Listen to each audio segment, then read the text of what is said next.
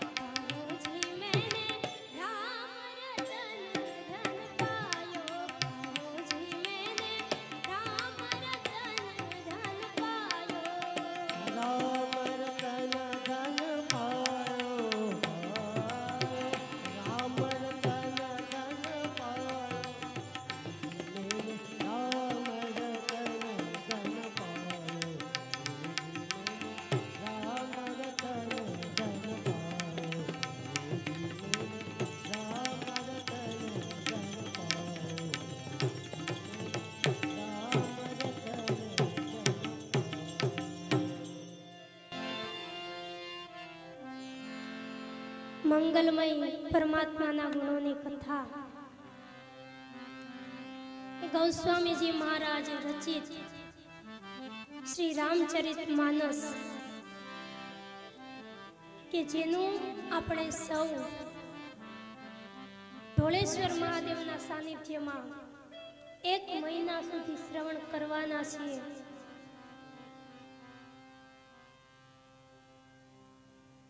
ગૌસ્વામીજી મહારાજે આપણા સૌના ઉપર કૃપા કરી અને શ્રી રામાયણના ગ્રંથને એકદમ સરળ અને મધુર ભાષામાં આપણી સમક્ષ રચી અને મૂક્યું છે. આ આપણા સૌના ઉપર ગૌસ્વામીજી મહારાજની કૃપા છે. જો રામચરિત માનસ ગ્રંથની ભાષા આટલી સરળ અને મધુર ન હોત તો આજે આપણા સુધી આ કથા પહોંચી જ ન હોત. કારણ કે શ્રી રામચરિત માનસને ગૌસ્વામીજી મહારાજે સંસ્કૃત ભાષામાં નહીં પણ લોક ભાષામાં એની રચના કરેલી છે. અને એટલા માટે આપણે સૌ સહેલાઈથી આ ગ્રંથનું શ્રવણ, આ ગ્રંથનું વાંચન, આ ગ્રંથનું ગાયન કરી શકીએ છીએ. રામચરિત માનસની બરોબરી કરી શકે એવો બીજો કોઈ ગ્રંથ નથી. એકદમ સરળ અને મધુર ભાષા છે. રામચરિત માનસને જે અભણમાં અભણ માણસ હોય એ પણ ગાઈ શકે છે. એટલી સરળ ભાષા છે. અને આપણા ગામમાં જે વડીલો હોય, દરેક ગામનો કોઈ નિયમ હોય છે કે એક ચોરામાં વડીલો ભેગા થાય અને રામચરિત માનસના પાઠ કરે અને એની ચોપાઈને જે એની ભાષામાં ગાતા હોય, જેને અક્ષરનું પણ જ્ઞાન નથી, એ પણ રામચરિત માનસને ગાઈ શકે છે.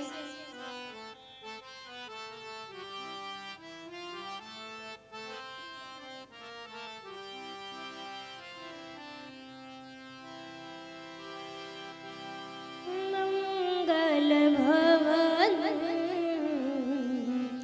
અમંગલ હારી,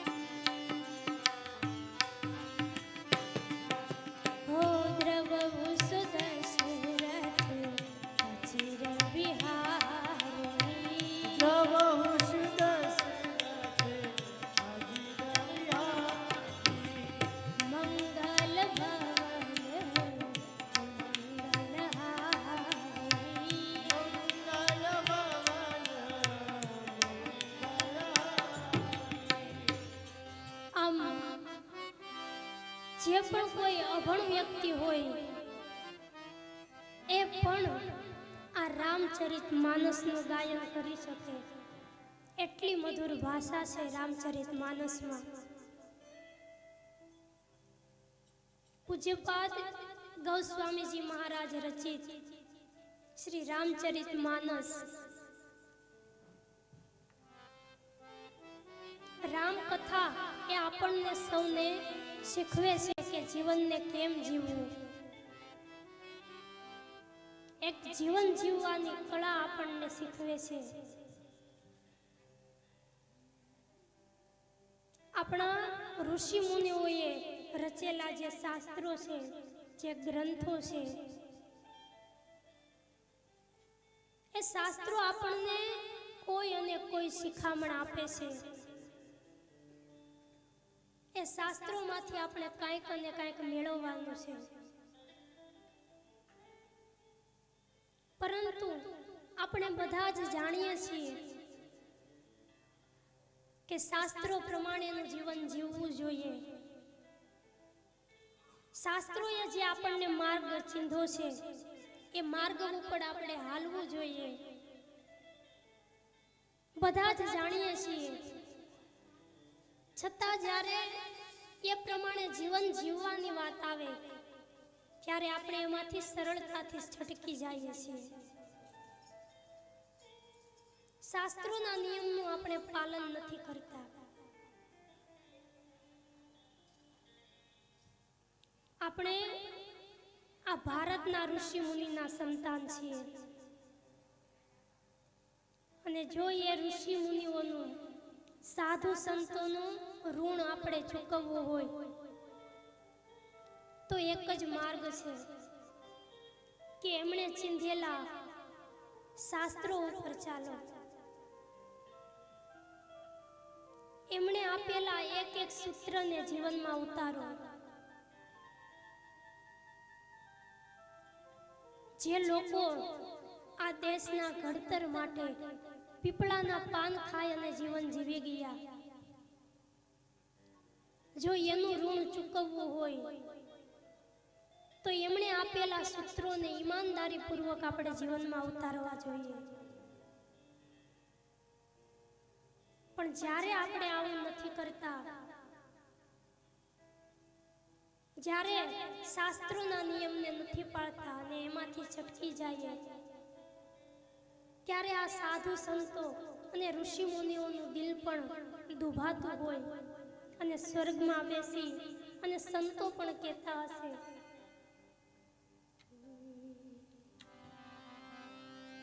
એ જે અમે નિસરણી એ બનીને દુનિયામાં ઊભા પણ ચડનારા કોઈ એનો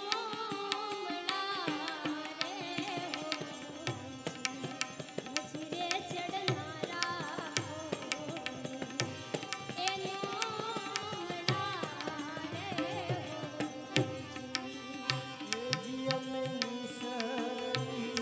ये बनी दुनिया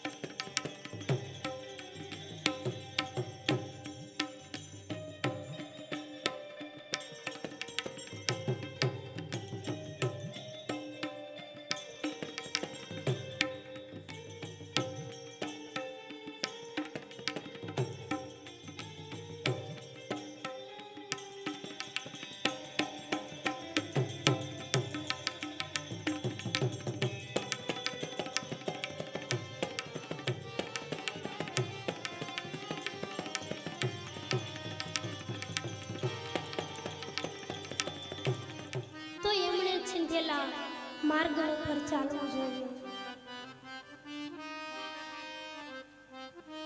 ઋષિ મુનિઓએ જે ગ્રંથોની રચના કરી એ બધા જ ગ્રંથ આપણને કંઈક અને કંઈક શીખવે છે. મહર્ષિ વેદવ્યાસ રચિત શ્રીમદ ભાગવત મહાપુરાણ એ માણસને શીખવે છે કે મૃત્યુને કેમ સુધારવું. જ્યારે ગૌસ્વામી તુલસીદાસજી મહારાજ રચિત શ્રી રામચરિત માનસ શીખવે છે કે જીવનને કેમ સુધારવું. જો જીવન દિવ્ય હશે, દિવ્ય જીવન જીવા હશું, તો પછી આપણને મૃત્યુનો ભય નહીં લાગે. કારણ કે જગતમાં મૃત્યુ એ સત્ય છે. મૃત્યુને કોઈ ટાળી શકતું નથી. જેનો જન્મ છે એનું મૃત્યુ પણ છે જ. જે દિવસે આપણો જન્મ થયો તો એ જ દિવસે મૃત્યુની પણ તારીખ નક્કી થઈ ગઈ, સમય નક્કી થઈ ગયો છે, મૃત્યુની જગ્યા નક્કી થઈ ગઈ છે. મૃત્યુ કોઈ ટાળી શકતું નથી, પરંતુ આપણને સૌને હંમેશા મૃત્યુનો જ ભય લાગે.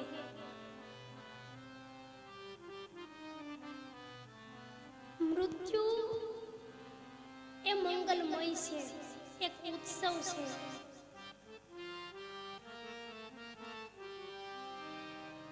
પરમાત્માને મળવાનો દિવસ છે મૃત્યુ. મૃત્યુથી કોઈ દિવસ ડરવું ન જોઈએ. પરંતુ જો આપણે જીવનમાં ક્યારેય પણ શ્રી હરિની કથાઓ સાંભળી,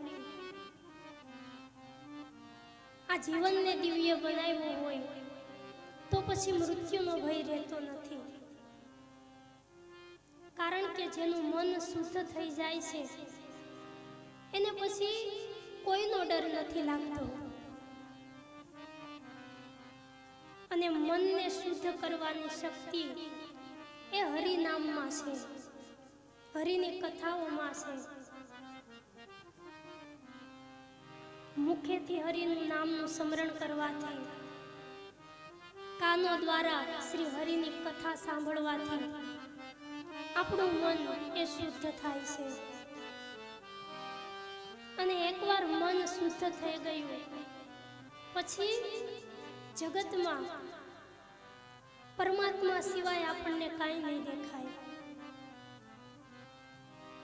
અને જેની નજીક ભગવાન છે એને કોઈ દિવસ મૃત્યુનો ડર નથી.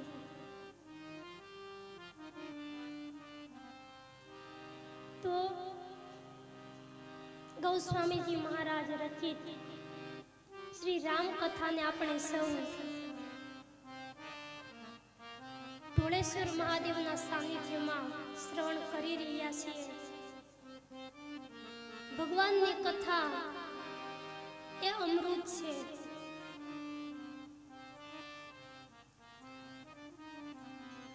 ભગવાનની કથા એ આપણને ભાગ્ય વગર મળતી નથી. આપણા કરોડો જન્મના પુણ્યનો ઉદય થાય ત્યારે પરમાત્માના ગુણોની કથા આપણને મળે છે.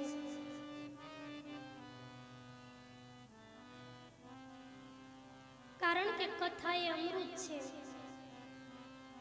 આપણે ત્યાં બે અમૃત આવેલા છે, એક સ્વર્ગનું અમૃત અને બીજું કથા અમૃત. આ બે અમૃતમાંથી સ્વર્ગના અમૃત કરતા પણ કથાનું અમૃત એને શ્રેષ્ઠ કીધું છે. કારણ કે સ્વર્ગના અમૃતથી માણસને લાંબુ આયુષ્ય મળે છે, દીર્ઘ જીવન મળે છે. પરંતુ સ્વર્ગમાં સાધુ સંતોના દર્શન નથી મળતા. સ્વર્ગમાં શ્રી હરિની કથાઓ નથી મળતી.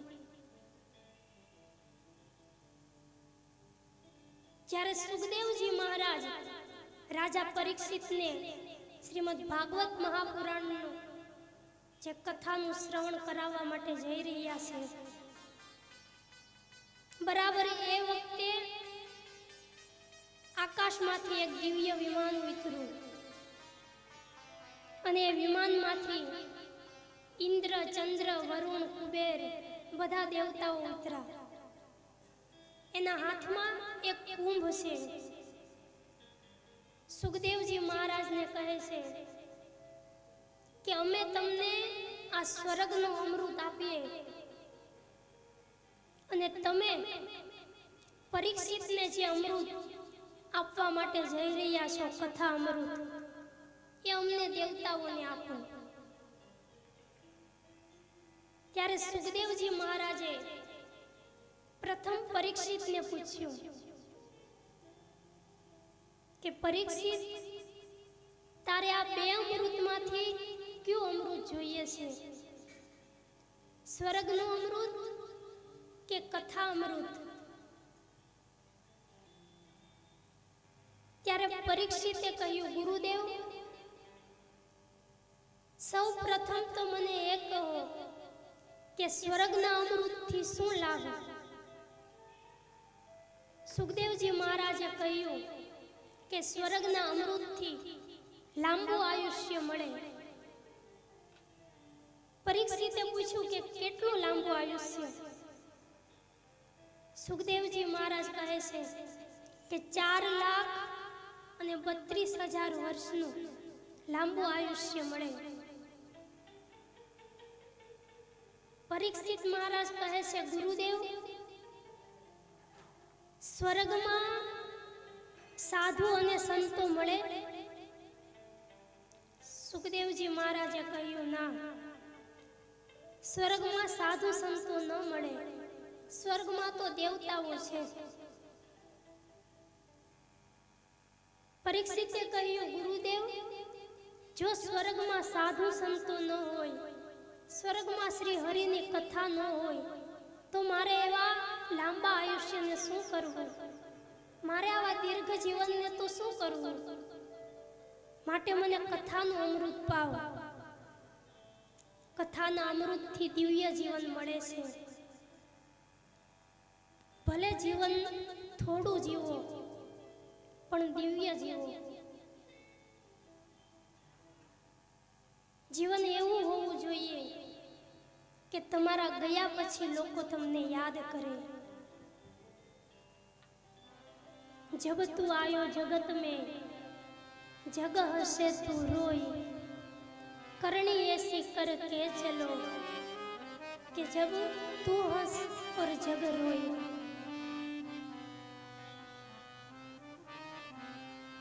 આવું દિવ્ય જીવન એ આપણને રામચરિત માનસ જીવતા શીખવે છે. રામચરિત માનસમાં કોઈ એવી વસ્તુ અપ્રાપ્ય નથી કે જે માનવ જીવનને ઉપયોગી ન હોય.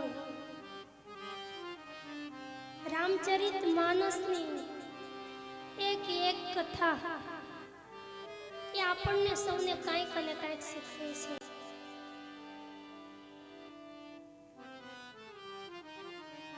જે ગૌસ્વામીજી મહારાજે રચેલો આવડો મોટો ગ્રંથ, એમાં જે પણ કાંઈ પડ્યું છે એ ગૌસ્વામીજી મહારાજનું છે. પણ જો એમાંથી તમે કાંઈ લઈ લ્યો તો એ પછી તમારું થઈ જાય.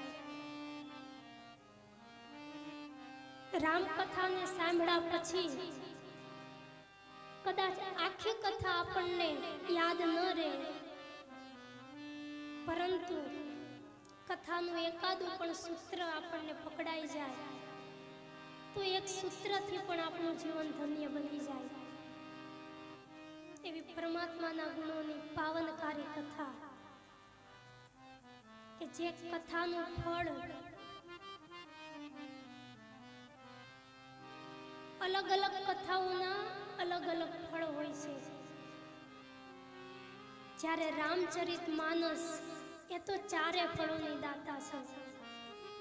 ધર્મ, અર્થ, કામ અને મોક્ષ. ગોસ્વામીજી મહારાજ કહે છે, જો દાયક ફલ ચારે, ચારે ફળની દાતા છે. રામ કથામાં બેઠેલો કોઈ પણ શ્રોતા પોતાના મનથી જે પણ કંઈ કામના કરે એને રામ કથા અવશ્ય પૂરી કરે છે. તો એવી પાવનકારી કથાને આપણે સૌ શ્રવણ કરી રહ્યા છીએ. ત્યારે ગઈકાલની કથામાં આપણે જોયું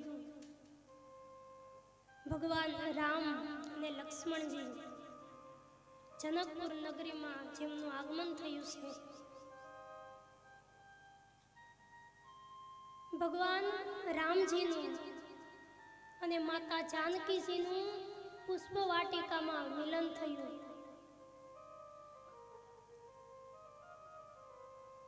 જનક મહારાજે જે ધનુષ યજ્ઞનું આયોજન કર્યું એમાં ભગવાને આવી શિવજીના ધનુષ્યનો ભંગ કરી અને જનક મહારાજની ચિંતાને તોડી નાખી છે. જ્યારે ભગવાન રામ એ ધનુષ્ય ભંગ કરવા માટે ઊભા થયા, વિશ્વામિત્ર મુનિની આજ્ઞા મળી. મુનિ કહે છે,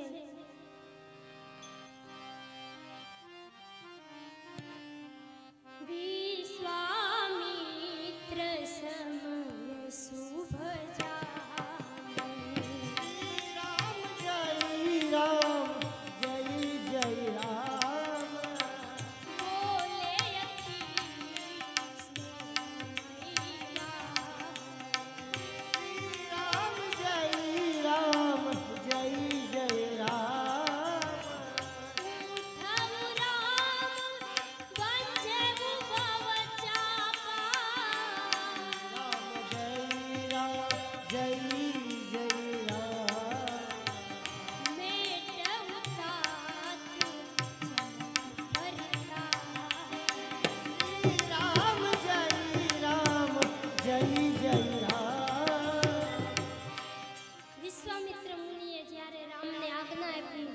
રાઘવ ઉઠો, ઊભા થાઓ, તમે આ ધનુષનો ભંગ કરી અને મહારાજ જનકજીની ચિંતાને તોડી નાખો. ત્યારે રામ એકદમ સરળતા અને વિનમ્રતાથી ઊભા થયા છે. રામજી જાણે છે કે આખી સભામાં અનેક નગરોના રાજા અને મહારાજાઓ બેઠા છે. રામજી સિવાય ધનુષ્યનો ભંગ કોઈ કરી શકે એમ નથી. છતાં પણ ભગવાનમાં કોઈ અહંકાર નથી, કોઈ અભિમાન નથી અને એકદમ સરળતાથી ઊભા થયા છે. જ્યારે ભગવાનની આવી સરળતા જોઈ ત્યારે જાનકીજીના જે માતા છે સુનૈનાજી, એને મનમાં સંદેહ થાય છે. વિચાર કરે છે કે આવડા મોટા મોટા મહારાજાઓથી જે શિવજીનું ધનુષ ઉપડું પણ નથી, એ આવડો એક નાનો બાળક જે કોમળ છે, આ બાળક કરતા તો ધનુષ્યનું વજન કેવડું છે, એ ધનુષ્યને કેવી રીતે તોડશે? સુનૈનાજી પોતાની સખીઓને કહે છે કે અહીંયા જે લોકો બેઠા છે એ બધા લાગે છે કે અમારી મજાક કરી રહ્યા છે. વિશ્વામિત્ર મુનિને પણ કોઈ સમજાવતું નથી કે આવડો નાનો એવો બાળક એ ધનુષ કેવી રીતે તોડશે. સુનૈનાજી આવા મનોરથ કરે એમાં એનો પણ વાંક નથી, કેમ કે ભગવાને હંમેશા નાના જ દેખાવાનું પસંદ કર્યું છે. જ્યારે જ્યારે જરૂર પડે ત્યારે જ પ્રભુ પોતાનો પ્રભાવ બતાવે છે, બાકી હંમેશા પોતાનો સરળ સ્વભાવ જ પરમાત્મા પ્રગટ કરે છે. સુનૈનાજીને એની એક સખીએ કહ્યું કે રાણી, તમે ખોટી ચિંતા કરો છો. તમારા મનના સંદેહને તમે દૂર કરો, કારણ કે રાણી, તેજસ્વીને ક્યારેય નાનો ન ગણવો. જ્યારે સૂર્યનારાયણ ઉદય થાય ત્યારે બિલકુલ નાના દેખાય છે, પણ એના ઉદય થતાની સાથે અંધકાર નાશ પામે છે. એક નાનકડો એવો મંત્ર એ દેવતાઓને વશમાં કરી રાખે છે. ભગવાન શિવજીના વરદાનથી અગસ્ત્ય મુનિ મહારાજ કે જેનો જન્મ ઘડામાંથી થયો હતો, એ માત્ર 3 અંજલિમાં આખા સમુદ્રને પી ગયેલા. એને નાના કેમ કહેવા? સખી કહે છે સુનૈનાજીને કે રાણી, તમે તમારો સંશય છોડી દો. રામ એ ધનુષ્ય ભાંગશે જ, એમાં કોઈ શંકા નથી. કારણ કે મહાનતા અને ઉંમરને કોઈ સંબંધ નથી. મહાનતા અને ઉંમરને કાંઈ લેવા દેવા નથી.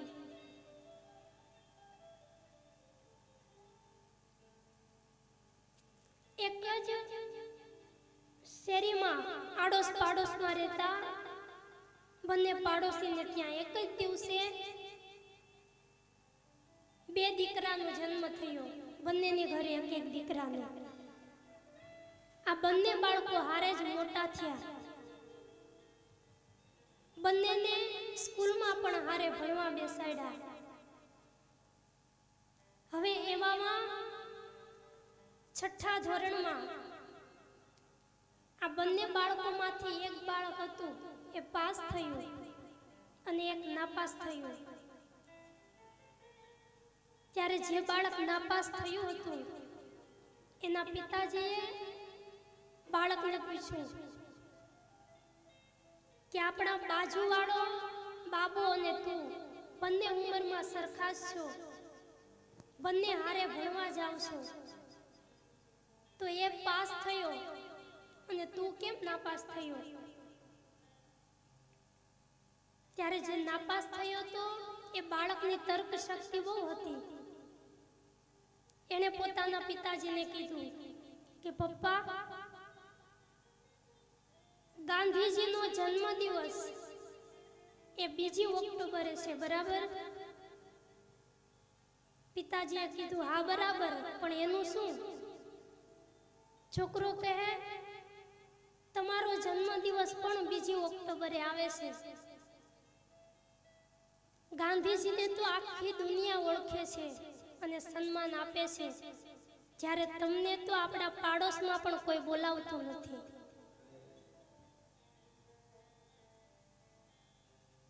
એટલે મહાનતાને અને ઉંમરને કોઈ સંબંધ નથી.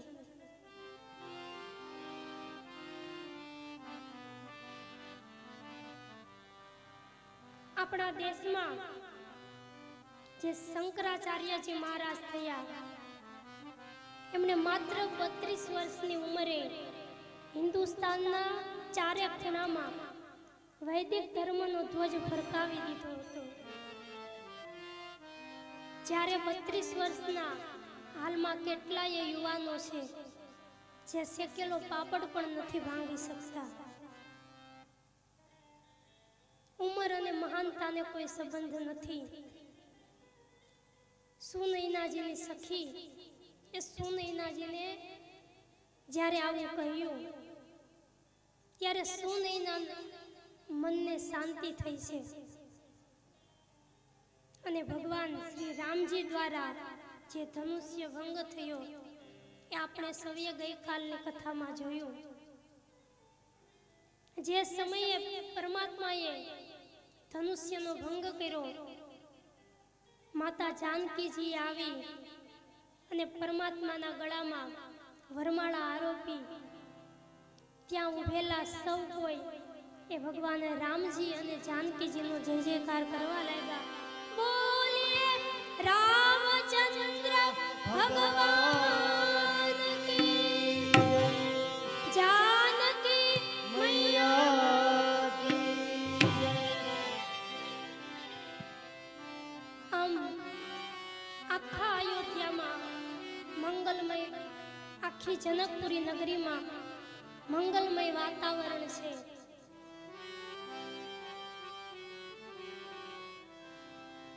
ત્યારે એ વખતે જે રાજા અને મહારાજાઓ ત્યાં આવ્યા હતા, એ રાજા અને મહારાજાઓએ બળવો કર્યો અને કહેવા લાગ્યા કે રામ લક્ષ્મણ એ બંને ભાઈઓને પકડી અને બાંધી દો. માત્ર ધનુષ્ય તોડવાથી એ સીતાજીને નહીં મેળવી શકે. જ્યારે આવો બળવો કર્યો, સંતોનો એવો મત છે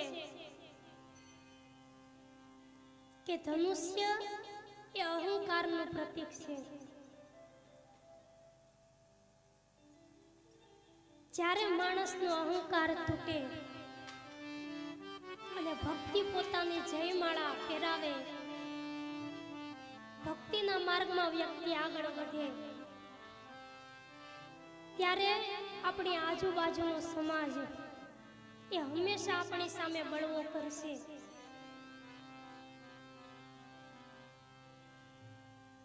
સમાજની આ હંમેશની રસમ રહી છે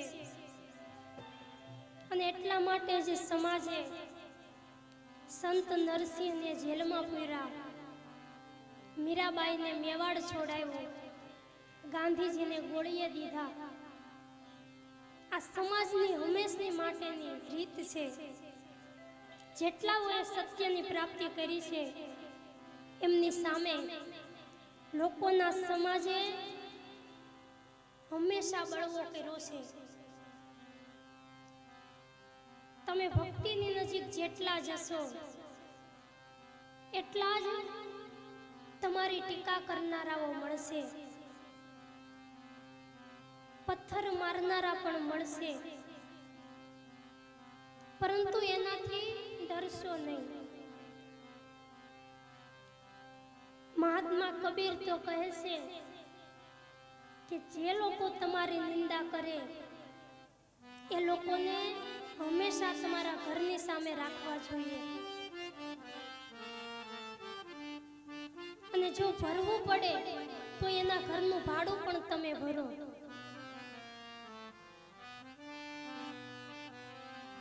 જેમ જેમ એ તમારી નિંદા કર્યા કરશે એમ એમ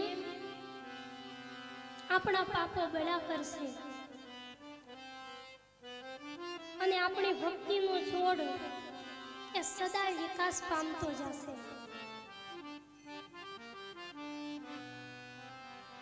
આપણે જાણીએ છીએ કે વરસાદ થયા પછી ખેતરમાં અનાજના છોડની સાથે ઘણું નકામું ઘાસ પણ ઉગી નીકળે છે, અને એ નકામું નીંદવા માટે આપણે પૈસા દઈ, મજૂરી દઈ અને મજૂર રાખીએ છીએ.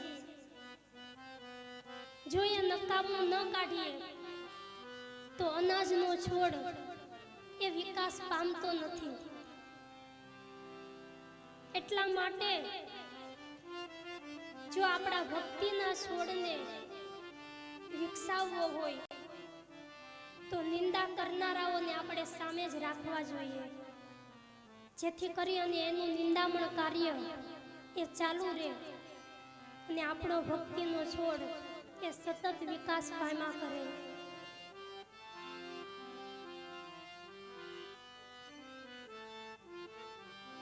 ભગવાન ભગવાનની ભક્તિ કરનારાઓએ ક્યારેય દુનિયાથી ડરવું ન જોઈએ.